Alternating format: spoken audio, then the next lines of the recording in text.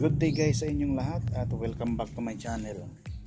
Ngayong araw ay kakabit na natin itong digital speedometer. Guys, ginawan ko siya ng itong plastic upang hindi makita yung mga wire dito pag inilagay ko na ito. Yung ganyan. Tapos ito naman ay hinati ko sa tatlo. Ito yung sa gear indicator na wire. Ito po yun. Inayos ko na po siya. Ito po yung kanyang neutral, first gear, second gear, third gear at saka fourth gear. Okay. Ito wala. Tapos itong 9 pin na ito, tinanggal ko yung dalawa dito. Kaya naglagay ako ng dalawang pin. Yan. Ito po yung positive niya, yung red wire. Saka ito yung RPM wire. Ito na blue na may yellow stripe. Yan. Tapos ito po yung wire na dalawa. Ito po yung 5th gear saka 6th gear. Yan. Binalot ko na siya. Tapos ito, tinanggal ko yung tatlong wire dito. Kaya yung magagamit lang dito yung high beam, right signal, left signal, tsaka negative, tsaka yung accessory wire, tsaka yung gas sensor nya. Okay, bali binago ko po yung kanyang mga posisyon. Yan, sinunod ko po yung posisyon ng dating stock dito. Yan, ito po yung dating stock nya. Kung sakaling nasira ito ay pwede ko lang ibalik yung dating stock dito. Kaya dito po ako nagbago. Ito, binago ko ng posisyon ito. Kaya itong orange ay nilipat ko. Ito si left signal, tapos itong si light blue, si right signal. Sinunod ko siya dito sa dating stock. Tapos itong black, ito yung accessory wire. Ayan. Saka yung green, ito yung green negative. Tapos yung blue, itong blue, itong blue high beam. Tapos yung blue white, itong blue white ay gas sensor po yan. Ayan. Ang hindi lang magagamit dito ay dalawang wire. Okay. Itong dalawang wire naman dito ay puro sa ilaw yan, sa ilaw ng dash panel po yan. Kaya hindi na magagamit. Okay, kaya i-install ko na po.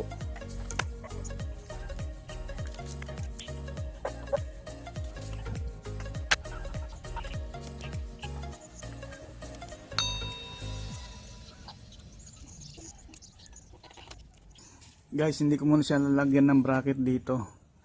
Dito po. Saka ko na siya lalagyan ng bracket. So ito, pansamantala lang muna ito.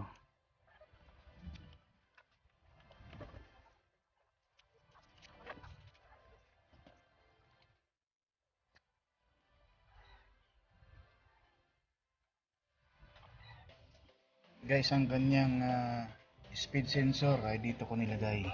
Ayan. Yung kanyang magnet, ito yung isa, dalawang nilagay ko. Nandito yung isa. Ayan. Andun po yung isa, yun. Yung nakikita nyo. Yan. Tapos ginawan ko siya ng bracket. Ayan, ito yung bracket nya. Ayan. Okay.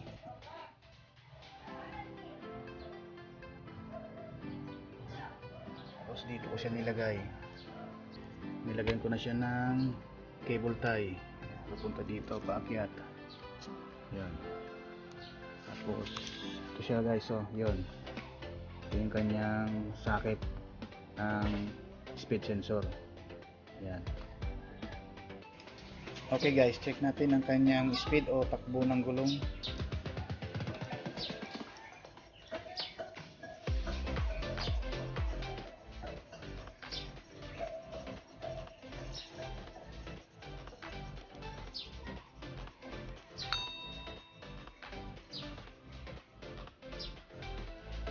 Okay, yan guys. Ayos na yung ating speed sensor. So ngayon guys, ay temporary lang muna ito. Hindi ko pa nilagyan siya ng bracket sa susunod na. At ito, okay na yan. Yan, matigas naman. Yan. Okay, yan, matibay naman. Kahit wala siyang bracket. Hindi siya umaalog. So ang gagawin natin ngayon ay pro-program natin tong digital speedometer. Guys, sa pag-program po ng digital speedometer ay kung isisit po natin ang orasan ay kailangan nasa total po siya. Dito po nyo makikita, ito po yung trip. At saka kapag pinindot po natin dito, ayun, mag-a-appear yung total. Okay, dito po yan sa left, ito po yun, left button. Ayan, pipindutin ko pa ulit po. Ayan, pupunta siya sa trip, isang pindot, total. Ayan, pagkatapos ay hold natin itong select ng 10 seconds at magbi-blink yung orasan natin. Okay.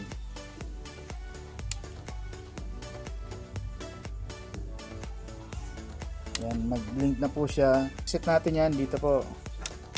Yan.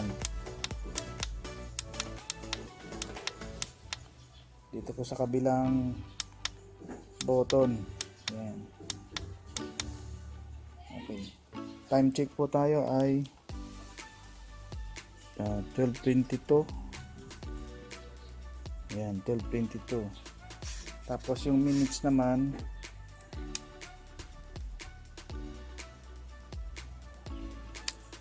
okay, pagkatapos dito sa hours po ay lagay natin sa minutes. Ayan, yung minutes po. Ayan. So, set natin yan.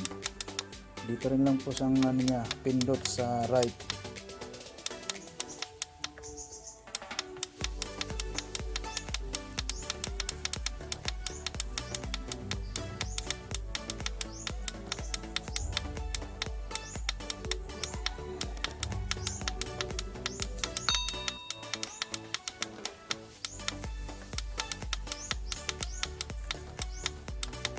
Ayan, 12:26.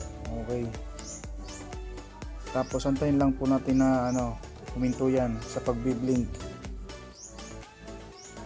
Okay, pag natapos na po tayo dyan, ilalagay na po natin sa program ng itong digital speedometer.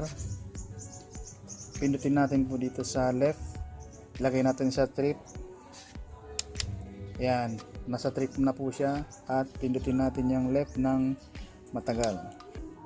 Lalabas po yung kanyang ID. So ang default setting po ng ID ay 750. Okay. Okay. Lalabas po yung ID. Ang default setting po niya ay 750. Kaya dito natin pindutin. Yan, 7. And 7. Tapos dito, lagyan natin sa 5. Ayan. Tapos dito, pindutin natin para punta sa 0. Yung 750 ay okay na po yan. Tapos pindutin ng matagal po dito. Mapupunta tayo sa LC. Yung LC po ay ang ating front diameter ng gulong. So sa akin po ay 140 po ay okay na po yan. So lagyan natin sa select natin. Pag select po dito lang po Ayan. Ayan.